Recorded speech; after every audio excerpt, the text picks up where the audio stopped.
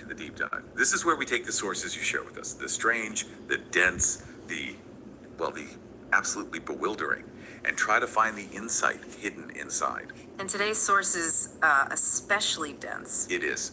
Our mission today is maybe one of our most ambitious, because we're unpacking the conceptual weight of a single sentence. Just one, pulled from a YouTube video transcript. And it blends these like three totally different frameworks. You have ancient ideas about morality, then modern transactional language, and then this cutting-edge digital tech. All in one statement. It's fascinating. Okay, get ready. Here it is.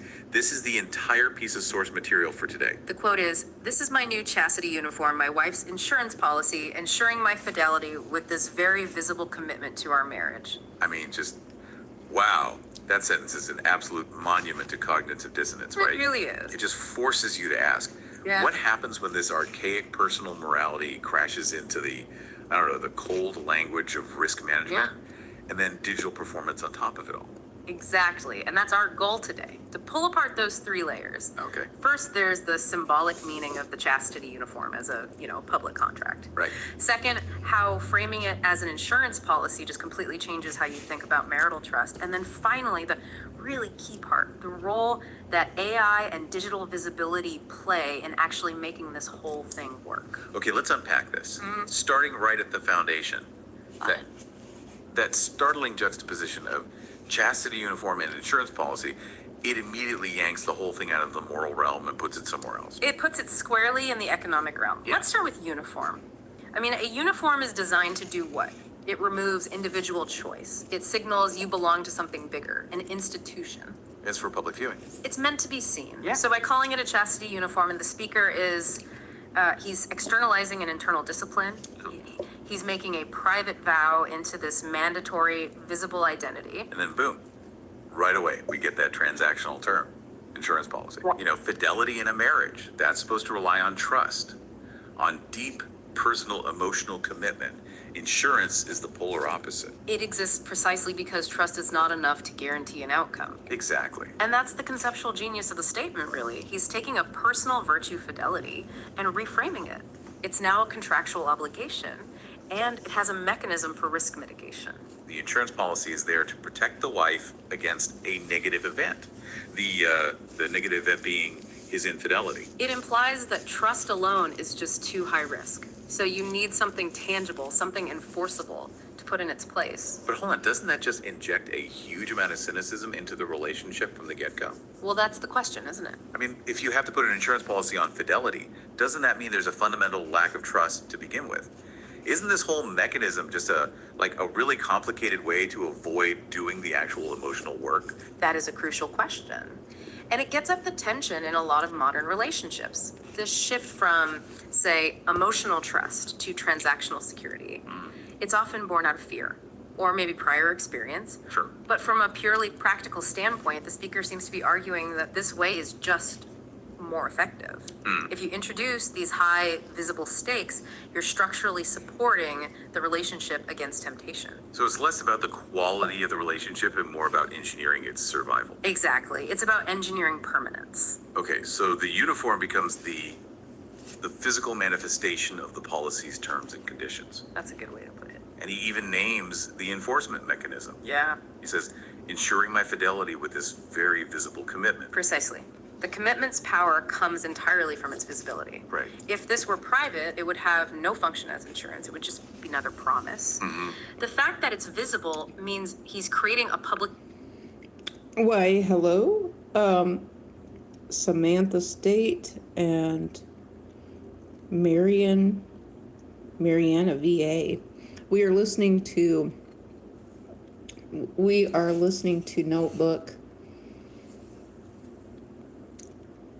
And this is a podcast based off of my YouTube video related to chastity, which I believe it could also be based off of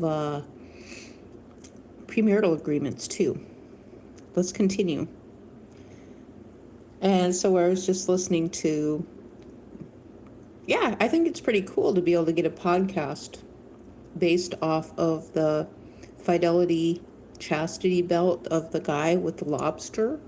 I mean, it sends a huge message. And so let's continue with the podcast. System of self-policing. He knows that if he violates the policy, he's not just betraying his wife. He's publicly humiliating himself. He's voiding a contract that everyone saw him sign, basically. The social cost becomes the premium he pays for the insurance. It's the ultimate form of externalized accountability. He's outsourcing his own willpower to the court of public opinion. Think about the difference, right? A traditional vow of fidelity is internal. If you break it, the immediate damage is private. But a very visible commitment ensures that if the policy is violated, the damage is public. It's archived, it's immediately verifiable. That just raises the stakes exponentially. Which creates a much, much stronger deterrent. A much stronger deterrent. Okay, so this reframing of marriage from this emotional covenant to a transactional contract is startling enough. But now we have to shift our lens because the context here completely changes what visible even means. Absolutely. We have to look beyond the words and, look at where they live. Yeah. This isn't from a speech at a wedding. It's a transcript from a YouTube video. And it has 3 very specific, very revealing hashtags. Right. We have hashtag DreamScreenEye, hashtag art, and hashtag DreamTrackEye. These tags they pull the entire conversation out of the physical world. This isn't about a shirt he went out and bought. No. The immediate implication is that the chastity uniform is probably not a physical garment at all. So what is it? It's likely a piece of generated digital art or a conceptual rendering made with AI tools. Yeah. It's a visualization of the abstract idea of enforced fidelity. Okay, here's where it gets really interesting, for me at least. Go on. Because he's using this state-of-the-art generative AI technology DreamScreen to visualize it's a medieval concept, chastity, uniforms. It's a fascinating blend. So what does that tell us about modern commitment? That we feel the need to use futuristic technology to materialize our promises. I think it suggests that for a lot of people, the abstract nature of a promise, just a verbal or mental promise, it just doesn't feel secure enough anymore, not in the digital age. And AI becomes the mediator. Yes. It takes the intangible concept, fidelity, commitment, the idea of an insurance policy, and it makes it tangible. It makes it real enough to be seen, to be consumed, to be indexed online. The commitment becomes a product of its own visualization. So the uniform's power isn't in the fabric, it's in the pixels, it's in the algorithm, the digital footprint, which means the visibility is actually its algorithmic presence. Precisely. Think about how digital validation works. When this uniform gets uploaded, shared, tagged, what happens? The views, the likes, the comments, they all act as digital witnesses. So the policy is being enforced not just by people you know, but by the network itself. Exactly. It's archived. It's searchable. It's constantly present in that digital ecosystem. If the commitment is violated, the digital evidence of the policy, the AI art itself, becomes immediate proof of the breach. Which raises this kind of meta question, doesn't it? Is the commitment validated by the depth of his feelings or by the breadth of the sharing, the algorithmic presence it gets? And in this context, it seems like the latter is more important. The performance, the visualization, that's the key. Right. It moves commitment from being this, private spiritual exercise to being a highly optimized digital content strategy. It's insurance because the public record of the policy is permanent and pervasive. And that level of digital exposure creates a much larger consequence for non-compliance than a simple private argument ever could. Okay, let's try to synthesize this. Let's move into the final stage of analysis here. Let's do it. We have the foundational parts. A private promise becomes a public contract, which is then visualized by digital art. The core theme that's emerging for me is this idea of the performance of commitment in the digital age. Absolutely. The performance is the policy. Say more about that. Well, when the commitment is deliberately very visible, the act of showing the commitment becomes, functionally inseparable from the commitment itself. It's not enough to just be faithful anymore. The system demands that you must be seen performing fidelity. You have to be seen. And we see parallels for this everywhere. It's not just in relationships. Think about influencer culture. Authenticity is only real if it's performatively shared. Oh, for sure. Or corporate transparency mandates. Trust is outsourced to publicly viewable metrics and reports. That's a great example. This marriage dynamic is just applying that same digital logic that show your work expectation to our most intimate relationships. And that changes the incentive structure completely. Totally. If the visibility is the insurance, the main motivation for staying faithful starts to shift. It moves from an internal moral choice I stay faithful because I love my wife, to external consequence avoidance. I stay faithful because the social and digital stakes of getting caught are just too high. So what does this all mean for you, for the listener? I mean, this single sentence, this bizarre mashup of old and new, it forces us to confront how we're defining and enforcing our most important bonds. Is this a cynical but necessary adaptation to a hyper-visible world? It forces you to ask, does making a commitment transactional, making it performative, actually make it stronger? The external digital enforcement, that certainly provides a kind of security. Sure. But it also fundamentally changes what loyalty even means. Is it really fidelity if the main driver is fear of public exposure? Or is it just successful risk mitigation?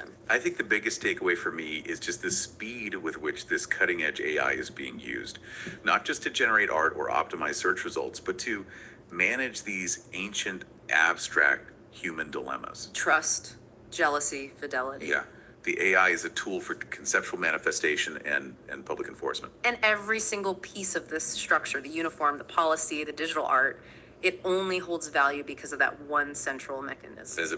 Visibility. Without the public eye, there is no insurance. It's been a really compelling deep dive, moving from a strange object, the uniform, to a surprising contract, the insurance policy, and then finally landing it all in the frame of AI and conceptual art. A lot to think about there. So I guess the final question is, if fidelity can be outsourced to an insurance policy that's visualized by AI and validated by public view, what happens to the internal private motivation for staying faithful? If the visibility is the insurance, does the private internal intention to be true, does it even matter anymore? Thank you for sharing these uniquely dense sources for this deep dive. We'll catch you next time.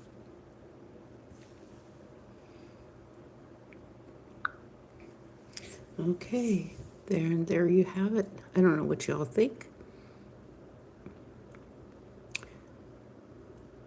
It's kind of the same principle, when you have no checks and balances.